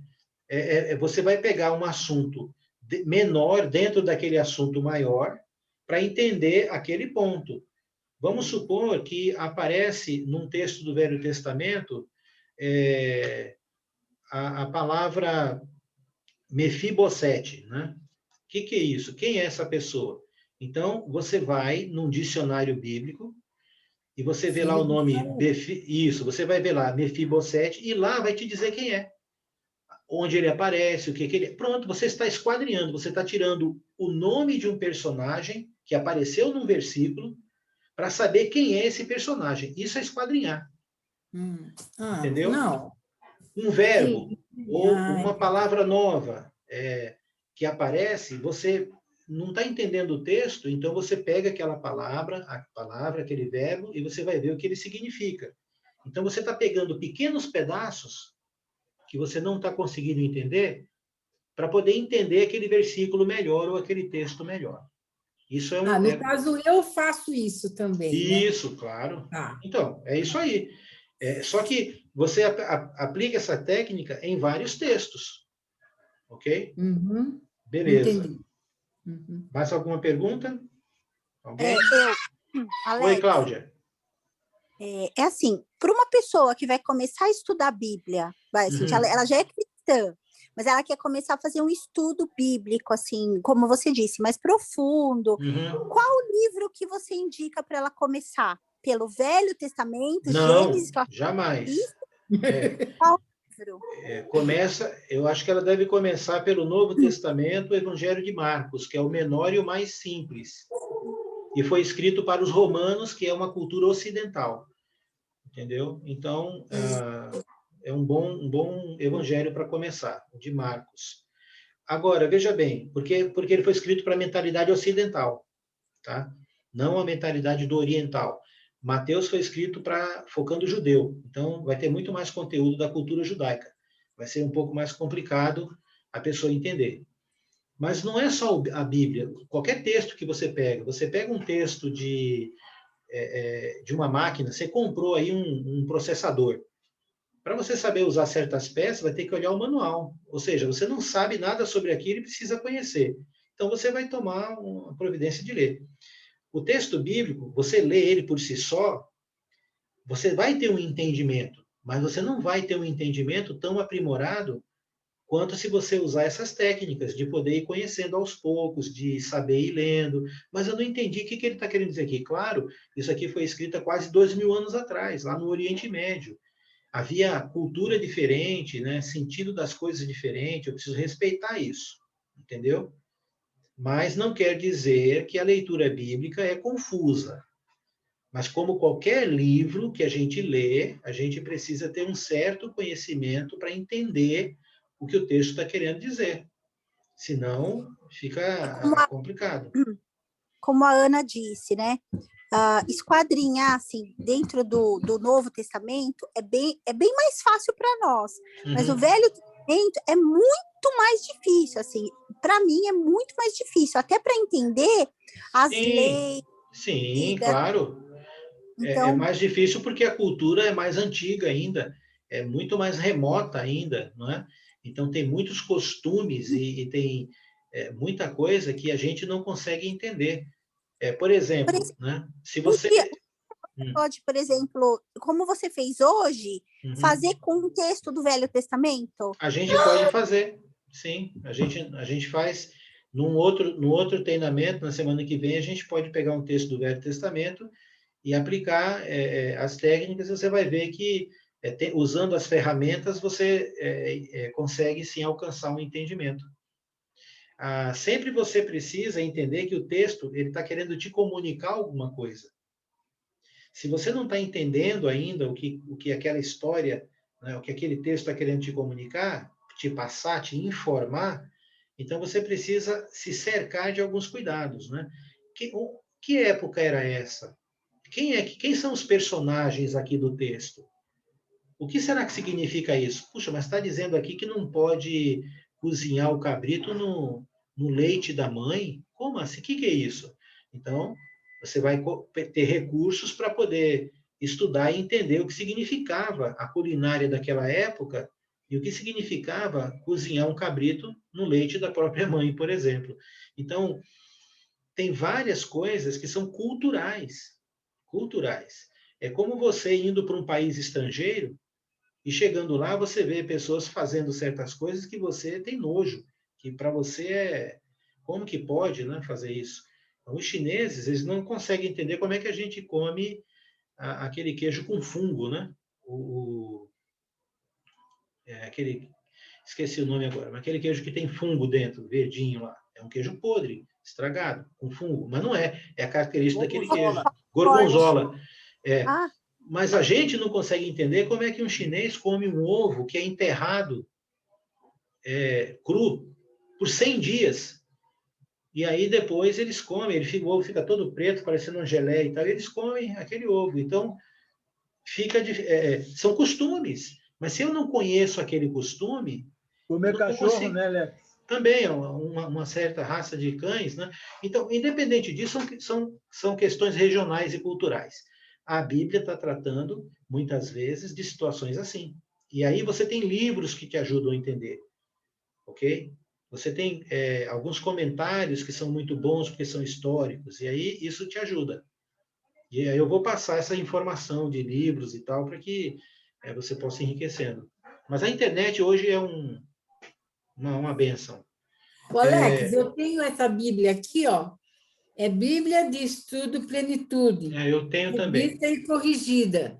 Sim. Essa Bíblia aqui é muito boa, porque muitas coisas que você fala, e eu vejo em comentários que bate. Sim. Essa aqui é muito boa, essa daqui. Os comentários é bem... da maneira ajuda. Que ajuda. Ajuda sim, é boa. Essa plenitude aqui é muito boa. Beleza. É velha, né? Porque é corrigida, o texto mais antigo que tem traduzido. É esse.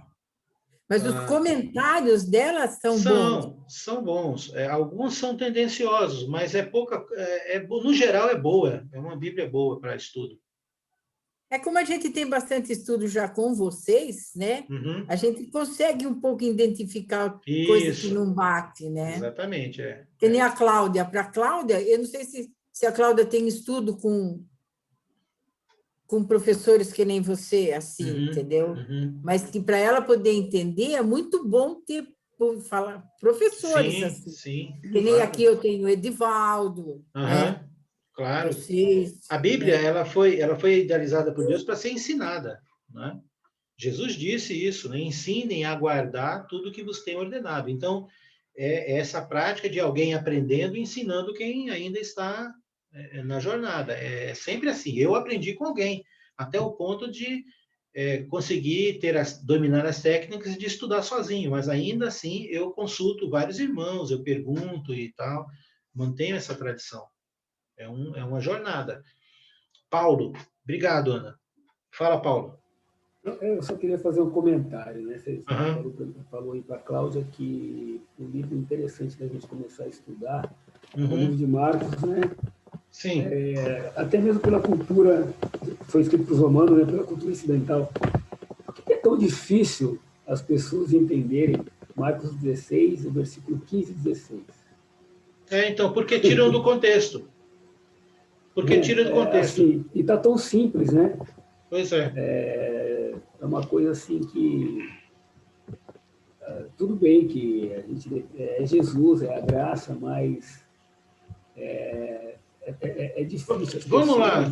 Vamos fazer um último exercício aqui, rapidinho. A gente tem uns 10 minutinhos aí, eu vou correr aqui. E ir lá em Marcos, então, só para pegar essa sua colocação aqui. Mateus, Marcos, né? Então, Marcos capítulo 15, é isso? Qual que é o versículo mesmo? Eu esqueci.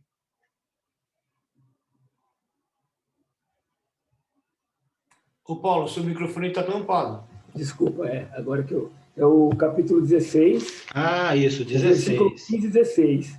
15 e 16. Né? Tá certo. E vão pelo mundo todo e preguem o evangelho a todas as pessoas. Peraí, capítulo 15, 16, é isso? Não, capítulo 16. 16. Não entendi. Marcos 16. Ah, Marcos 16. Isso. Versículo 15. Mas agora? Ah, ok, agora sim. 15 e 16. Pode ler aí. E disse-lhes, vão pelo mundo todo e preguem o evangelho a todas as pessoas. Quem crer e for batizado será salvo, mas quem não crer será condenado. Tá, então vamos lá. Quantas vezes aparece o verbo? Que palavra aparece aqui repetida? O verbo crer. Ide por todo mundo, pregai o evangelho a toda criatura. Quem crer e for batizado será salvo, quem não crer será condenado. Versículo 17. Estes sinais hão de acompanhar aqueles que creem, e em meu nome experirão tarará, tarará. Então, já 3 vezes agora apareceu, né? Crer. Então, eu estou examinando o texto e eu quero saber por que esse texto foi escrito. Então, eu vou procurar no contexto o início disso aqui. Eu vou lendo para cima, vou procurando. Aí, quando eu chego no versículo 9. Versículo 9 é a ressurreição de Jesus, olha lá. Havendo ele ressuscitado de manhã, tá vendo? Encerrou um assunto lá atrás e está começando outro aqui. Né? Está falando sobre a ressurreição de Jesus, mas aqui é um divisor. Está dizendo, havendo ele ressuscitado de manhã cedo, e esse é o acontecimento em que o texto se origina. Apareceu primeiro a Maria Madalena, a qual expelira 7 demônios. Quem são os personagens aqui? Jesus e Maria Madalena até agora. E partindo ela, foi anunciar àqueles que, tendo sido companheiros de Jesus, ou seja, os apóstolos, se achavam tristes e choravam. Estes, os apóstolos, ouvindo que ele vivia, relatado por Maria Madalena, né, e que fora visto por ela, não acreditaram. Acreditar é uma contração do verbo crer, não é? Não acreditaram. Eles não, os discípulos, os apóstolos, embora Jesus tivesse dito que ressuscitaria ao 3º dia, embora eles tivessem visto Jesus ressuscitar pessoas, Jesus morreu. E eles estavam tristes, estavam desanimados. Maria Madalena foi a primeira que viu. Foi lá falar com eles e aí eles não acreditaram. Primeira vez que o verbo aparece. Versículo 12. Depois disso, manifestou-se de outra forma a 2 deles, que estavam de caminho para o campo. E indo eles, o anunciaram aos demais. Esses são aqueles do caminho de Emaús, né? Que lá em Lucas vai falar daqueles dois. Mas também a estes dois eles não deram crédito. De novo, não creram. Segunda vez aparece o verbo crer aqui na sua contração. Finalmente apareceu aos 11 quando estavam à mesa, e a primeira coisa que Jesus fez foi censurar a incredulidade deles. O verbo crer na forma negativa, de novo, 4 vezes já. Jesus criticou a incredulidade deles, dos apóstolos, porque não creram, e censurou a dureza de coração, porque não deram crédito. Mais uma vez aqui, uma relação ao crer. Versículo 15. E disse-lhes, ide por todo o mundo e pregai o evangelho. Quem crer e for... De novo. Então aqui, se eu não me engano, entre 7 e 8 vezes o verbo crer nas suas contrações aparece no texto. Então esse texto aqui, ele vai tratar sobre o quê? Ele vai orbitar em torno de crer ou não crer. Eis a questão. É esse o ponto aqui. Ok? Então, quando ele chega no versículo 15, Jesus vai chamar a atenção deles e vai dizer, vocês devem ir por todo o mundo pregando o evangelho. Ou seja, eles vão contar a história de Jesus. Dizer quem é Jesus. Pregar o evangelho, em seu início, é simples. Jesus é o Cristo, Filho de Deus e tal. Eles vão convencer as pessoas contando as histórias sobre Jesus, de que Jesus é o Cristo. E aí ele diz, então, quem crer e for batizado será salvo. Quem, porém, não crer será condenado. Ou seja, da mesma forma como vocês precisam crer, porque se vocês não crerem em mim, que eu ressuscitei, como vocês vão poder contar a história para alguém? Então, contando para alguém, crendo, vendo, sabendo que é verdade, vocês vão fazer um juízo avaliativo. No sentido de que, contando essa história, se alguém crer, tiver essa reação, então essa pessoa deve ser batizada, será salva. Se esta pessoa não crer, Jesus está dizendo, será condenada. Porque a salvação reside no primeiro momento, tudo começa com o crer em Jesus. A partir da crença nessa verdade, nós começamos a tomar as decisões de obedecer. Aí, quando chega no versículo 17, Jesus diz, então, estes sinais vão de acompanhar aqueles que creem. No versículo 17, Jesus não está mais se referindo aos batizados, aqueles que devem crer para ser batizados. Jesus retoma a conversa com os apóstolos, porque o que Jesus vai falar aqui é referente aos apóstolos que não estavam crendo em Jesus, mas que para que eles pudessem ter exatamente o poder do Espírito Santo habitando dentro deles e para que eles pudessem pregar a palavra, era necessário que eles crescem. E eles não estavam crendo. Eles estavam duvidando aqui. Tanto é que se você olhar aqui o versículo, vai dizer falar novas línguas, pegar em serpente, beber veneno, uma série de coisas aqui. Aí, Jesus, então, no versículo 19 e 20, diz o seguinte, o texto, aliás, o Marcos diz, de fato, o Senhor Jesus, depois de lhes ter falado a quem? Aos apóstolos. Foi recebido no céu e assentou à destra de Deus. 20. E eles quem? Os apóstolos. Tendo partido, pregaram em toda parte, que Jesus mandou, e de pregai, cooperando com eles o Senhor. Como? Como que o Senhor cooperava com eles?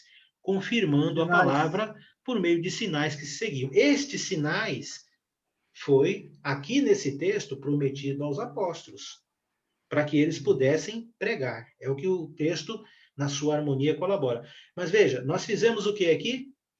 Nós descobrimos a origem, o ponto onde inicia, esse texto está contextualizado. Nós vimos os verbos ou as palavras que se repetem, já deu uma dica para a gente do que assunto está se tratando aqui. E depois nós separamos o versículo 15 e 16 para poder entender ele dentro do contexto. Então, retirar o versículo 15 e 16 para entender ele dentro do contexto maior é exatamente o esquadrinhamento. Ou seja, o 15 e o 16 tem como objeto pregar para os de fora. para os que não ainda creem, para que eles venham a crer. Enquanto que os demais versículos acima estão falando dos apóstolos que não criam. Está falando deles que não acreditaram na ressurreição. E do versículo 17 em diante está falando de que eles, crendo, teriam então do Pai a promessa, teriam então acesso ao poder para testemunhar. Então a palavra não era escrita no início. No início do cristianismo era falada e confirmada por meio de sinais e prodígios. O texto está dizendo isso aqui. Então você entendeu? Você consegue fazer uma leitura primeiro e depois volta, descobrindo a origem, de onde começa o assunto, por quê, o que se trata.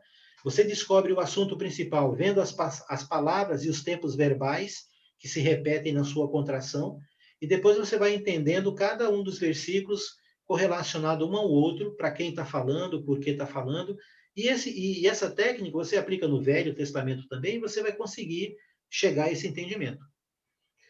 O ponto e é aqui, Alex, diga. A gente chega também e vai para outros lugares, porque aqui a gente vai onde Paulo, uma serpente venenosa, perigosa, morde ele. Pronto, aí... Agora entendi aquilo lá. Exatamente. Pois é, então, aí, a partir de... Mas primeiro, depois que você entende o texto principal e o assunto aqui, aí você pode fazer as correlações daquele texto e enriquecer ele mais ainda, deixar ele mais robusto, fazer as citações que estão correlacionadas, aí você amplia mais ainda. Mas você tem que ter uma base, você tem que ter um eixo para poder fazer essas aplicações aí, fazer essas ligações. E a aplicação... Só concluir. E a aplicação... Fala. E a aplicação do texto se relaciona com o fato de trazer isso para as pessoas. Tá? Tudo bem, Cláudia, vai em paz. Diga, Sérgio, a gente está encerrando também. Eu entendo a colocação do Paulo, porque os pentecostais agarram esse texto para falar em cura, para dizer que tem cura. Isso. Só que eles sempre cortam, né? Eles escolhem fazer curas e tal, né? Que batizam e tal. Levam a cascavel. Não conseguem, né? Manda pegar o cascavel. Manda pegar a cascavel na mão, beber veneno. Ou se não pegar e passar só a sombra do pastor assim, ficar curado como exatamente. Mas o texto está dizendo muito mais que isso, está dizendo até especificamente algumas coisas. Mas como tu falou, dali em diante, do versículo 9 em diante, fala só para os apóstolos. Exatamente. Esse é o foco ali. Mas eu concluo, então, né? Hoje nós treinamos um pouco mais, na semana que vem nós vamos pegar alguns textos do Velho Testamento, e aí a gente traz mais ainda outras dicas, sugestão de livro e tal, e depois eu vou postar uma lista ali de livros que você pode ter para consulta, ou sites que você pode ter também, de pesquisa e tal, e aí você pode copiar isso e guardar numa pasta, e aí você usa nos seus estudos, né? Tá bom? Muito bom, seu Alex, muito bom. Muito bom. Nossa, como a gente aprende, né? Meu Deus, é muito bom, muito bom. Só quer ler, mas a gente não faz isso aí. Ore a Deus pedindo sabedoria, leia o texto com calma, umas 2, 3 vezes, use traduções diferentes para você poder, às vezes, já na própria tradução diferente, entender um verso, um verbo, as palavras. Isso, muito bom. Tem uma tradução agora que é recente, que é excelente mesmo, muito, muito boa, chama-se A Mensagem. Você coloca lá, Bíblia, A Mensagem. É uma tradução muito legal para os nossos dias, não é uma linguagem de hoje, não é uma paráfrase, é uma tradução, e eu tenho gostado muito da maneira como que a tradução foi feita, trazendo, chama uma nova tradução, né? Uma tradução chamada A Mensagem. Tem a Bíblia de Jerusalém, tem a João Ferreira de Almeida, a NVI, Nova Versão Internacional, século 21, tem um monte de traduções hoje no Brasil. Mas uma tradução muito boa, que é nova agora, tem menos de um ano que saiu aqui em português, A Mensagem é uma boa. Tá bom? Que Deus abençoe, valeu, foi muito bom. Glória a Deus. Obrigado, depois, amanhã eu posto o de hoje lá no grupo, tá? Muito bom. Beijo, um abraço a todos. Tchau, boa noite. Tchau, Tchau, Joãozinho.